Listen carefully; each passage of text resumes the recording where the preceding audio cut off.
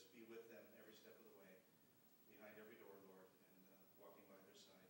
For this day and the decisions made, Lord, we give them to you. We thank you for the opportunity. Thank you for those presents. Ultimately, we ask your blessing upon this day and this time. In Jesus' name, amen. And you join me in the pledge. I pledge allegiance to the flag of the United States of America and to the republic for which it stands, one nation under God, indivisible, with liberty and justice for all.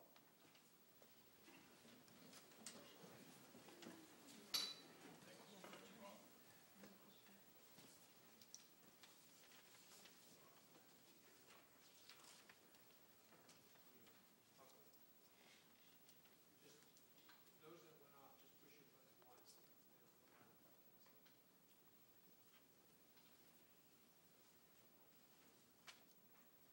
Did you notice that, Linda? They all went off?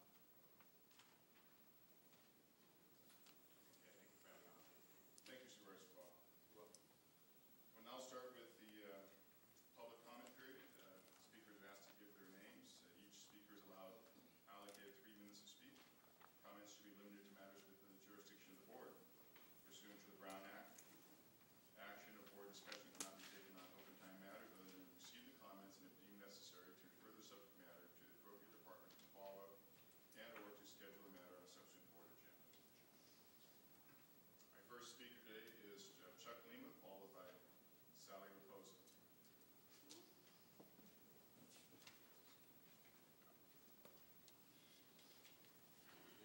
Morning. Everybody all bright-eyed and bushy-tailed this morning? Of course we are. How about you? Never felt better and had less in my life. I just kind of wonder what you people, I hear pros and cons back and forth about this here fire tax that old Moonbeam wants to put on us. You know, we already paying property tax, and that hot liquor, he wants to tax us some more.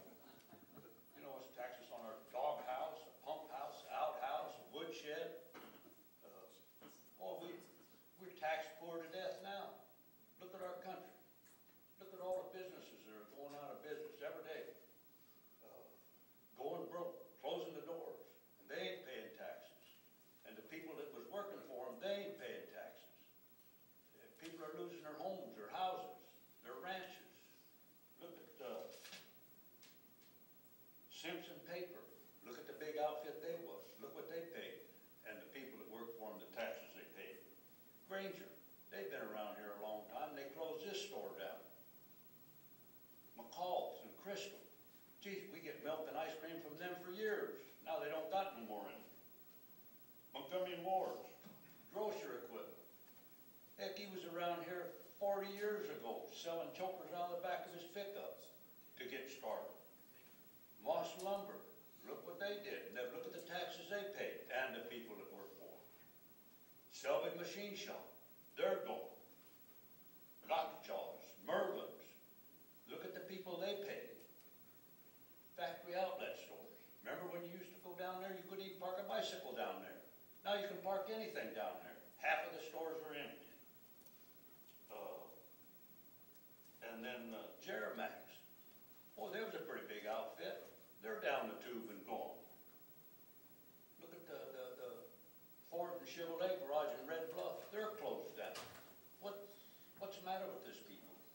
You know, these politicians and this government we got, they got these ding-a-ling ideas, cost us $1 jillion. They go try to put them to work, and then they don't work, so they come back to the well to get more money. Well, they need to use their head to do a little thinking, besides using it to hold their ears apart and hang their hat on it. The well's about to go dry. We got too many people riding the wagon and not enough pulling it. It keeps it going like we're going. We're in big trouble. You know, years ago, you guys is too little, you don't remember. We had a good country here, a good government. The government was by the people, for the people. Now we got one for the government, by the government. But them people, they give us Proposition 13, they give us the Williamson Act, and we had a little bit of say in our government, but not today. And common sense. Nobody's got any common sense anymore. Mr. Lima, your 3 minutes is up. If you could summarize, please. Huh? Your 3 minutes is up. If you could summarize, draw it to a close. Your time's up. That time probably turn the microphone off. How come us taxpayers here, we only get 3 minutes? You politicians get on the floor, you talk for 2 or 3 days. There ain't no common sense in our country anymore. Mr. We Lima. can start right at the Mr. Lima. Huh? Just to answer your question, you started initially, you asked about the fire tax. Yeah. This board has been very strongly opposed to that and wrote a letter to the governor telling him such. Oh, yeah. A letter does really good. The secretary gets it and throws it in the wastebasket. You need to go down there and bang on their ear. Thank you, Mr. Lima. We've told them. Huh? We've told them, Chuck. Oh, yeah, you told them. You guys ain't got no common sense. The next person, thank you, Mr. Lima. The next person is Sally Raposo. And since our timer's not working, I'm going to ask the clerk to tell you when you have 30 seconds left, but they are keeping track of the time. Thank you. You'll be followed by Mr. Gary Cadd. Thank you. At the last budget board meeting I attended, that was a week ago or so, it was requested that the board consider putting our meetings online for people to be able to watch 24/7.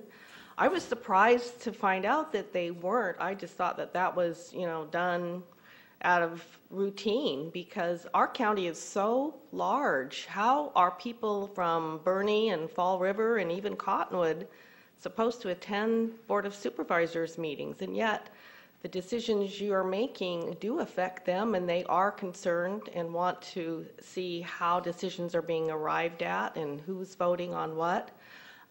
It would be a really good thing to post the meetings online so people could watch them and even not hear how decisions were made by hearsay.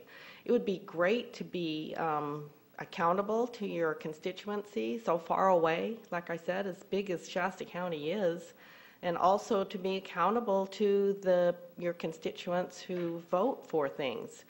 So please consider putting your meetings online. I'm sure there'll be a lot of people that would like to access them because they're virtually inaccessible now, really. How many people get are the Reading Channel or Channel 11 where they're posted. I know we don't, so how many other people are not capable of seeing what's happening at the Board of Supervisors meetings? Thank you. Thank you. Sally? Yeah. Well, we are accountable to our voters. But first, what I'd like to ask is, we have no money in our budget for this. That's why we didn't post it. But I know you're pretty resourceful, so perhaps you could help raise some money for this thing, and we can make it work. How much money would it cost? Could be somewhere in the neighborhood of $25,000 to $30,000 for a year. Take that under consideration. Thank you. Mr. Cadd, followed by Joetta Ruggles. Mr. Chairman, I had my speech all set up here for you, but I think I will deviate from that. I think we need to really get to looking into this video situation. The city of Reading is using a system that is rather expensive. There are a large number of companies that want to bring video to our area. I know that Reading, Anderson, and Shasta Lake are being asked all the time. And the cost is not $25,000, $30,000. The price has been down under $10,000. And I'm more than certain that for accountability and transparency of this body, just as was just previously mentioned, if people can't come to this meeting at 9 o'clock in the morning on a work day, which probably 99% of the people can't, and they don't have cable, and they're not able to watch at 2:30 in the afternoon on Wednesday or 8 o'clock, I think it's on Thursday, I forget the exact dates, on RCAC puts it on the Access channel. We don't get to see your meetings. So let's say an issue comes up and I want to go in and I want to see how it was handled. I'm going to have to go to RCAC, get their phone number off the front door, call them, make an appointment, go in and pay $20 for the first disc, and then $7 for each additional disc if there's more than one. This isn't accountable. This body's not accountable to us.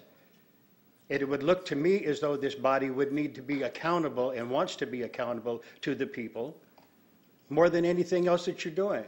And I know that you're not so tight on your budget that you can't find, say, $10,000. Look into it. Like I said before last week when I came up and gave my speech, that if you want, we the people will go out and start talking to some of these companies and getting the prices and some of the things that are available. So, no, it's not accountable. I mean, I know you said that it's accountable, but it's not accountable. When it's accountable is when we the people will be able to view these meetings at our leisure, 24/7, 365, and we can look at them. The City of Reading does it. I mean, City of Reading I know is rather expensive. I know Sacramento is using a system that is quite a bit less expensive, and it's got a lot of great options to it.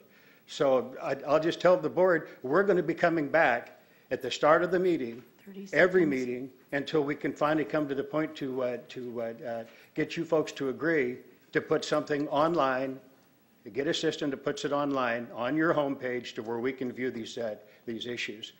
Any questions? No, Mr. Cadd, you're entitled to your opinion. Thank you. Mr. Cruz, are we doing everything appropriate under the law as far as our meetings open to the public? Oh, yes, as far as the requirements of the Brown Act, yes, we're in compliance with the Brown Act. Thank you very much. Ms. Ruggles, followed by Terry Raposo. Joetta Ruggles, good morning. I'm concerned about the military ballots not being sent out on time from our county. There were a few other counties, not a few, several other counties that didn't do it either.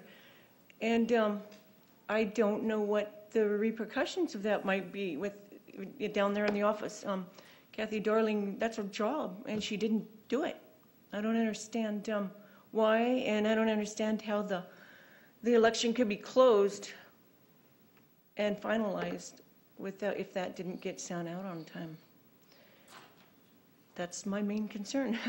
I wonder there needs to be some hubbub about it because, and there's a lot of absentee ballots that aren't counted yet either. And in our county here, a few votes can make a big difference. And well, so, there are still counting ballots. Okay. We haven't finalized the election yet. Oh, okay, good. So what about the military ballots that didn't even get there yet? Well, I don't know about that. I'll ask Mr. Lees to follow up on that. Thank you. You're welcome. Terry Raposo. Good morning. Morning. Yeah, first of all, I'm a little curious as to why a housewife was just asked to raise money. She's a housewife, and she was asked to raise money. Well, maybe what we should do is those of us that have served the public and have a retirement, maybe we should turn our salary in to help the people. That might be a thing. Patrick Jones did that, but I guess double dipping is acceptable. As far as what Joetta just said, what happened is the ballots were received late, and therefore the military could only fax them back in. And if they didn't fax them in time, they wouldn't count or be counted. But I would hope that we would look at this because we're all in the same boat here. And I think if we look at this and say, okay, if this is $10,000 as far as getting this online to help people who work like myself and to view these things, I think that would be acceptable. But I think condescending and smart remarks are something that we should all not do and maybe be above that and more professional. Thank you. Well, I don't think anybody was being condescending or smart remarks. I actually have a lot of respect for Sally, and she's very resourceful, and I thought she might be able to help. You thought she could help. Well, she's a housewife, sir. She can't help because she's a housewife, and this is not up to her to help. This is up to you to provide those funds. She doesn't have to help. I just suggested it. You could help, sir. Give away some of your salary.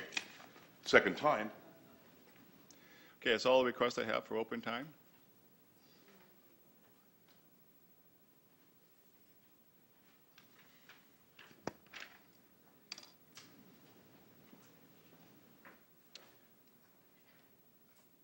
Is it Sharon Waranius? Sharon Waranius. Okay, thank you. Okay. I just wanted to say in listening, you know, I seldom come to these meetings. I think this is my second or third one only. And when our access channel was consistent at playing playing the meetings, I would watch those as well. But I found myself going to the internet because it was much more consistent and user-friendly, easier to access. And I appreciate, Mr. Modi, that you think you are within the law, that you're doing all the things that you legally have to do to let the people see what goes on here, and I do appreciate the law.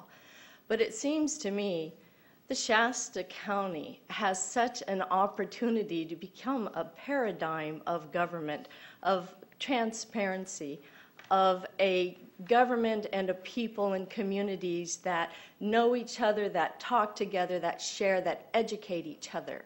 And I think if we took the capture, the recording, the audiovisual capture of as many government meetings as we can, and then broadcast them on the internet as well as our PEG stations if that's possible, I think that that could say so much for this community and really make us shine.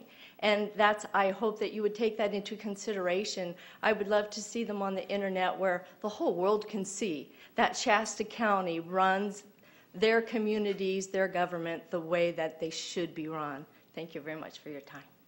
Thank you very much. Anyone else?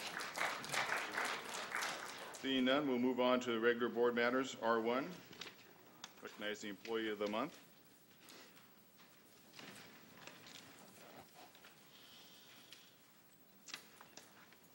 Now, therefore, be resolved that Billy Cobb, Deputy Sheriff Coroner's Office, is hereby named Shasta County Employee of the Month for June 2012.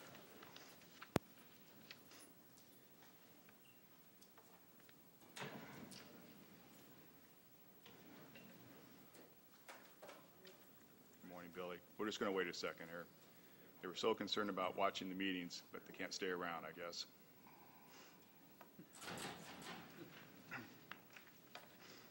Let's start again. Now, therefore, be resolved that Billy Cobb, Deputy Sheriff Coroner's Office, is hereby named Shasta County Employee of the Month for June 2012. And be it further resolved that Billy is a great asset to the Sheriff's Office and the county.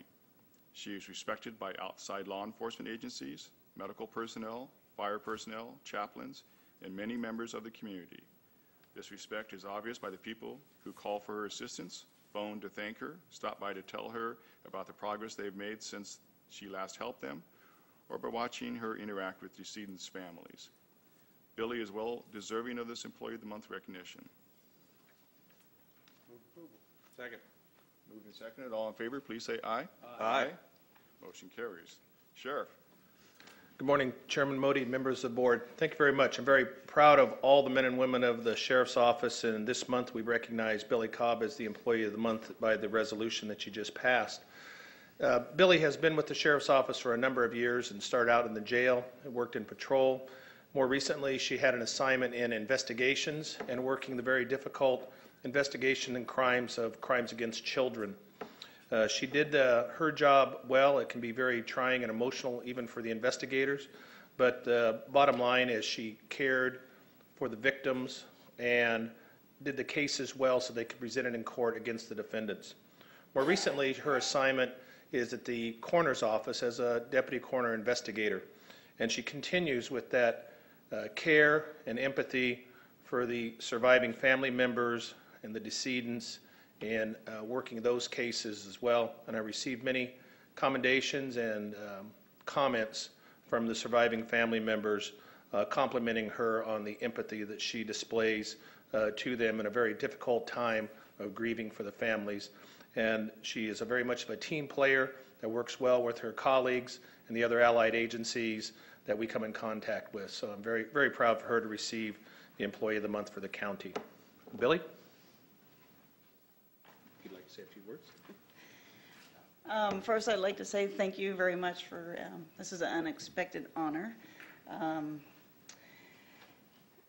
like to thank the board and the Sheriff's Office for their continued support and allowing me to work and live in the most awesome place in the world.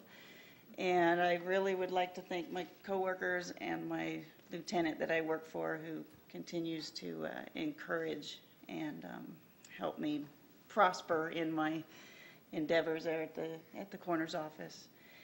And the last thing I'd like to say is working at the coroner's office, I've really realized that life is a gift, and it can be taken away in an instant. And if it only takes a reassuring touch on the shoulder, a hug, or a kind word to someone, I think it makes all the difference in the world. So tell your loved ones and your family that you love them every day. Appreciate them.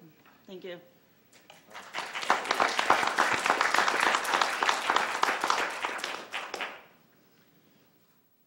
Billy, this is always the best part. We've always talked about it. Our employees are such great people and work so hard for the citizens of Shasta County. Obviously, your job can be very difficult, but you have that touch, I think, about yourself that reassures people and helps them through some difficult times. It's with great pleasure that on behalf of my colleagues, I present you Shasta County Employee of the Month for 2012 in recognition of your overall professionalism, commitment, and high personal standards in your service to the citizens of Shasta County. Thank you so much.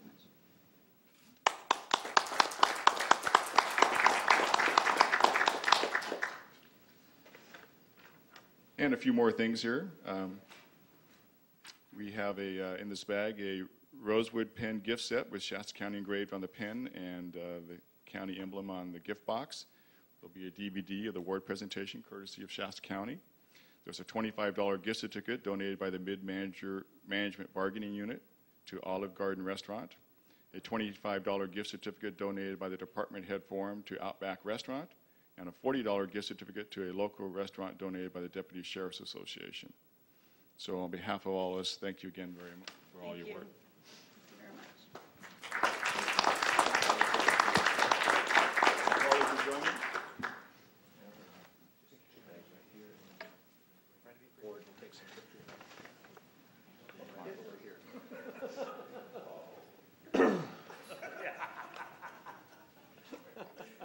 Whoops.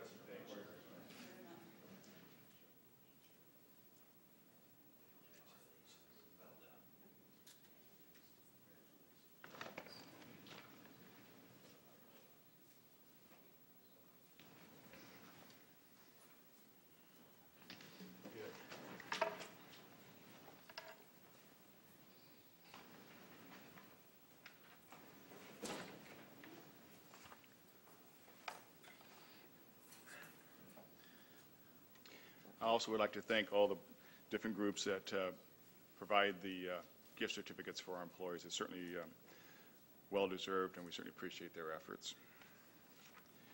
R2 is being canceled because we're unable to make the presentation today, so we're going to go right on to the consent calendar.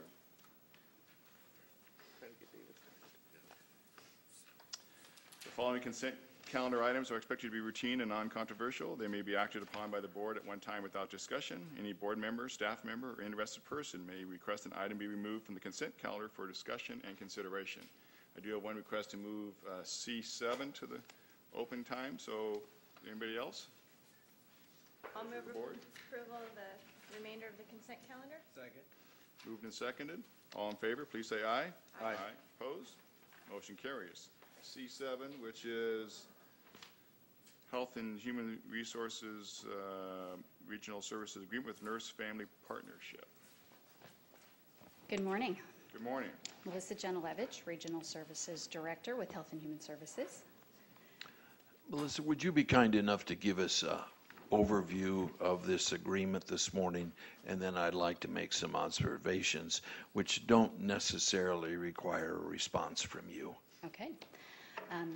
This particular agenda item is requesting that Shasta County enter into agreement with Nurse Family Partnership, a nonprofit organization who owns the proprietary rights to a home visitation program that Health and Human Services has been funded to implement. The board took action to accept the funding for that program back in February 28th, and this is the next step toward implementation of that project. to enter into this agreement with that national service organization. That home visiting program serves low-income women, first-time pregnant women who enroll voluntarily prior to the 28th week of pregnancy. Clients are visited in their homes by one consistent nurse throughout their pregnancy and the first 2 years of the child's life in accordance with a prescribed visit schedule. Nurses, home visitors, and nursing supervisors are registered nurses with baccalaureate degrees and special training in nurse-family partnership methodology. Thank you for that succinct presentation. Let me make some observations. I'm fully supportive of providing assistance and help to young mothers and young mothers-to-be. I am not supportive of the egregious promotion of business self-interest by NFP. And as I go through this agreement, I think there are numerous examples of that, and let me just cite a few. On page 17 of 22, item 7, NFP provides implementation reports and evaluation reports at such time as NFP deems it to be commercially reasonable and necessary to meet the needs of the agency, that's us, and entitles to which agency may be obligated to provide such information. So it seems to me that this clause is a bit backward. We ought to be able to determine our needs rather than having an external agent or organization determining those needs. But there are other examples that I wish to call to your attention. The second one is, and this goes to the commercial aspects of this transaction. On the same page, 17 to 22, clause 8, NFP will provide artwork and color and usage guidelines to help Shasta County develop and produce communication materials that properly use the NFP trademark, logo, taglines, and other copyrighted or otherwise protected language, images, and materials controlled by NFP. So I guess their view is we better get it right on their behalf. And then finally, on page 21 of 22, on G, we agree to work with the media to ensure timely and accurate communication to the public about the program and its implementation by the agency. And then there's some other observations that flow from that. So in looking at the agreement, we're clearly serving as a public relations outfit for NFP. But let me go on to some other things. I found certain segments of this agreement to be somewhat demeaning to Shasta County and to your staff. And let me cite one such example.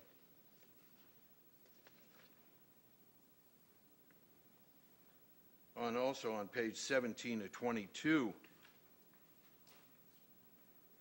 from time to time, NFP may engage either internal or external auditors to evaluate the performance of the agency.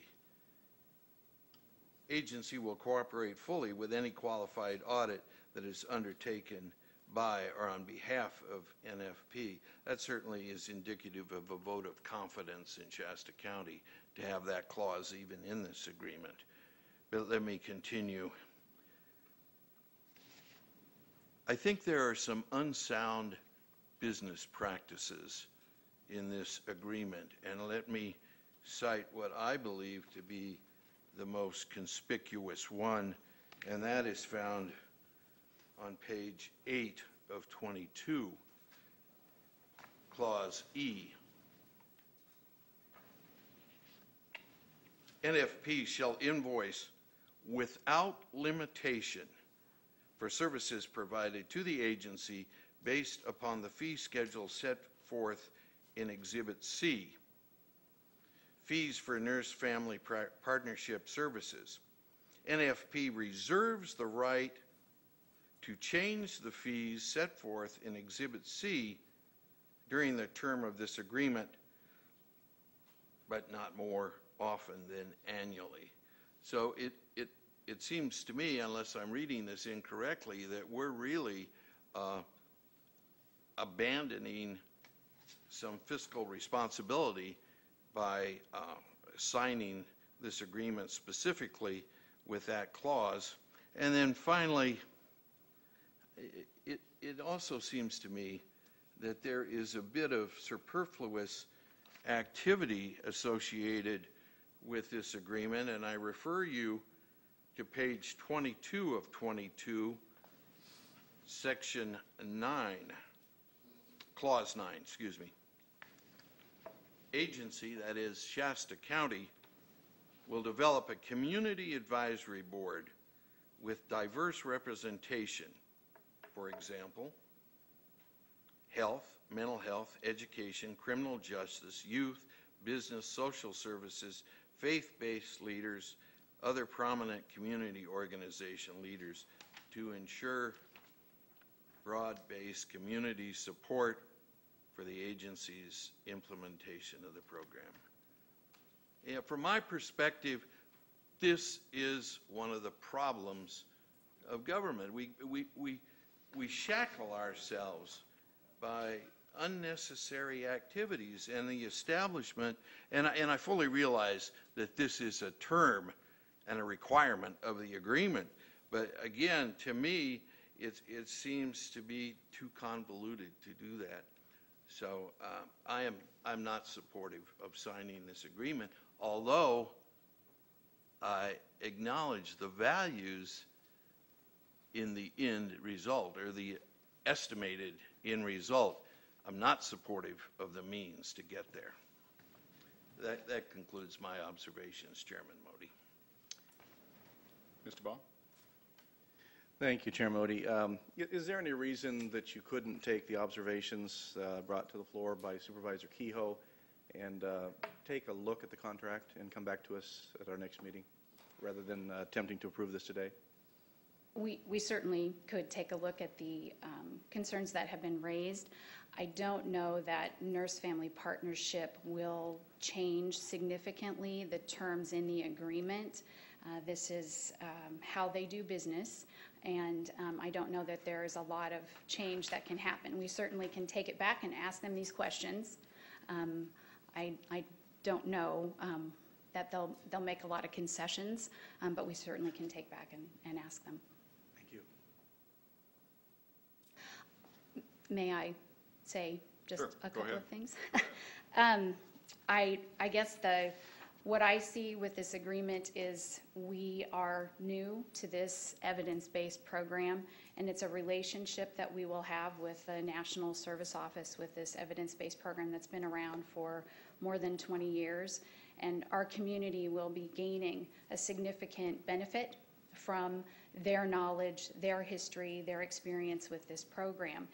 And I just want to share just a few of the outcomes of this program that we would achieve by implementing it with really strong fidelity. By adhering to the fidelity of the program, we as a community gain as well from their experience in implementing true to form with this evidence-based program.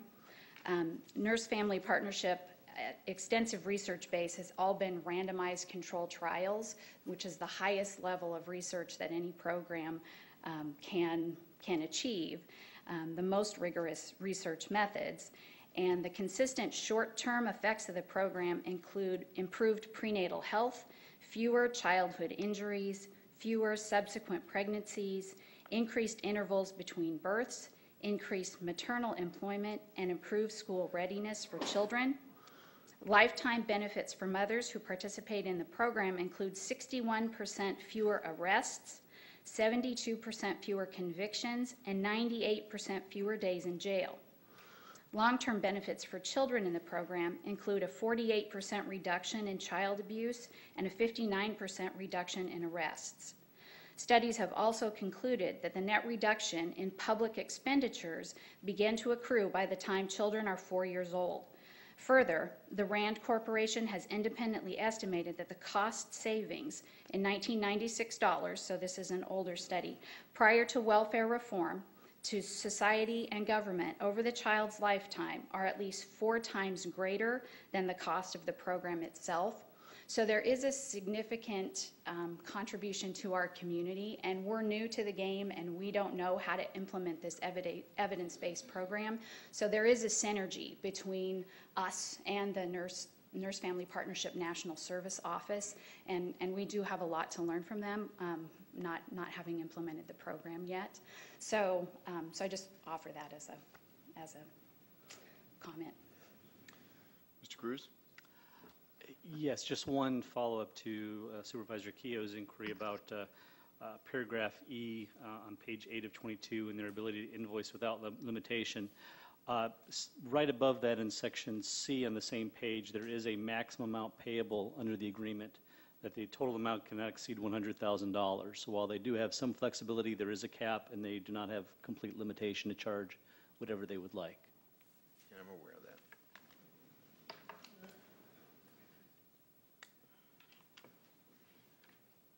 I guess the question I have is if there was change in any of the languages that reduce the cost of the contract. Pardon me, could you ask the question again? If there was, Mr. Keogh suggested perhaps, I think, some changes in the language or the way it's written, but does that reduce the cost of the contract? I wasn't really hearing a reduction in cost as part of the negotiation. I didn't hear that as one of the negotiation points. Was that one of your concerns, Mr. Kehoe? My remarks are not directed at the supposed efficacy of the program. My remarks are going in a different direction, and under the finance section, you make mention here that the project will be fully funded by Title V funds contained in MCAH-AFA. What is that? The AFA? Yeah. That's the terminology of the contract that we have with the California Department of Public Health. Okay, so we're not using county money here. No, we're not. Yeah. And it's always easier to sign agreements when we're using somebody else's money rather than county money. Just an observation. Yeah, I guess my question, I think you raised very valid points, Mr. Keogh, and I certainly would agree with that. I just was wondering if getting them to change some of the language, I guess, is what you're asking. I'm not sure if that changes the cost of the contract. No, I didn't hear that as a negotiation point. So I guess to your point, Mr. Ball, I'm not sure if putting this off for a week makes, I don't know. Well, I don't think a question of cost is the question at all. I think it's a question of the design of the contract itself. If we continue to accept contracts that reduce the authority and the power and the position of the county, that's who we represent. Each week we seem to have one more reason that we approve something where we, for example, the continued advance payments that we're making, they seem becoming more and more commonplace throughout the county. This just seems like one more step of kind of a degrading of the position of a contract. To me, if it doesn't have to be voted on today, I would like to have you take the time to look at the questions that have been raised, be able to respond to them. It's not fair to have you try to respond to all of them today. I would love the opportunity to read your responses and then make a fair vote. If forced to vote today, my vote will be no. I would offer one more benefit to some of the consistency that's suggested here with the marketing and the logo and that sort of thing. There are 20 years worth of research out there that back up this program. And so when we talk about it in our community and to potential people that are going to refer women to the program, we identify this program and they can immediately go to the research and connect our local program with this national research. So it gives immediate credibility to the program and it makes it a lot easier for us to do the startup of the program here. So there is that benefit as well. The more consistency we have that we can connect our program with that national program, it's very helpful in getting our startup programs I don't going think as well. anything has been raised in terms of the efficiency and the results of the program. That hasn't been the question that's been presented today. It's up to the rest of the board. We haven't heard from the rest of the board. If there are three that approve it, then the argument and the conversation is ended. I just think it's an opportunity to answer the questions rather than go on without answering the questions. You presented the end results, and I don't think anybody here disagrees with that. It's a question as to the construct of the contract itself. So, pleasure of the board.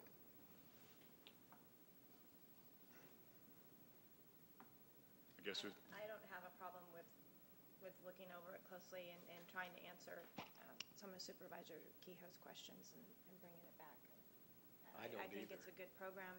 I fully support the evidence-based programs and bringing that benefit to our community. But if a supervisor or two have some questions, there's certainly appropriate questions, and let's give them an opportunity to get some answers. Is it going to be a problem to wait another week? We can wait. Okay, let's send it back and get those questions answered then. okay. I guess we're waiting. Thank you.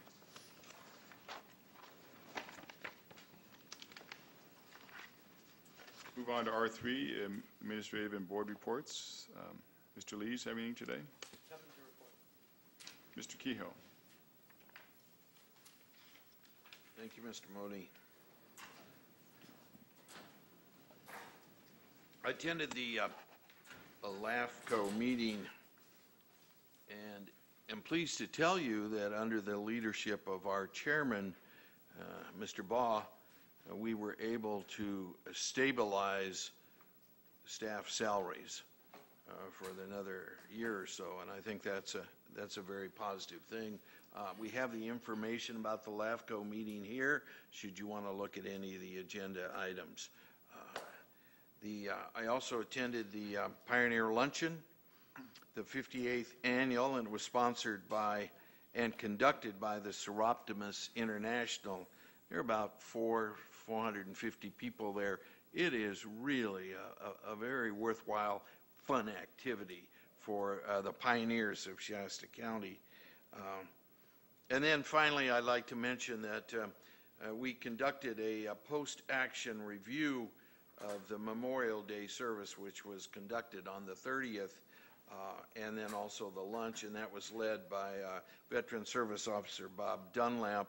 Mr. Dunlap really did an outstanding job, as I think I mentioned at our last meeting. So I congratulate him on first order work. That concludes my report. Thank you. Supervisor Baugh. Thank you, Chair Modi. In addition to stabilizing salaries for LAFCO, I think I'd like to point out the fact that the entire budget remained without increase for another year. And why that's important, and that has been the case for the last 4 years, there have been literally no increases to the contributing and the support member agencies. So all of the small districts in Shasta County that have a difficult time meeting their own budgets will not have any increases at all for another year. I'll add to that. I am traveling representing the board at the regional counties meeting. If any board member has additional issues you'd like to have brought up at RCRC, I'd be happy to carry them with you. Thank you. Supervisor Hartman. I'll pass, thank you. Supervisor Haas. Just one thing, that everyone that spoke earlier about having us spend the money on internet system, I just would like to ask them, maybe somebody can get them the message, or if they watch it on TV, ask them what budget unit that we need to take that money out of. I'm certain that they don't want to take it from the sheriff's budget, and I don't see where we could spare that money anywhere in our budget. So just an idea, and maybe the fundraising idea to do that is an excellent idea, Supervisor Modi. I think, sometimes the community has to step up if they want something extra. Thank you, Supervisor Haas. I'll just, for me, just advise the public that we are going to schedule our water issue workshop for July 24th at 1:30 in these chambers. We'll now move on to item R4, which is a scheduled hearing from Public Works.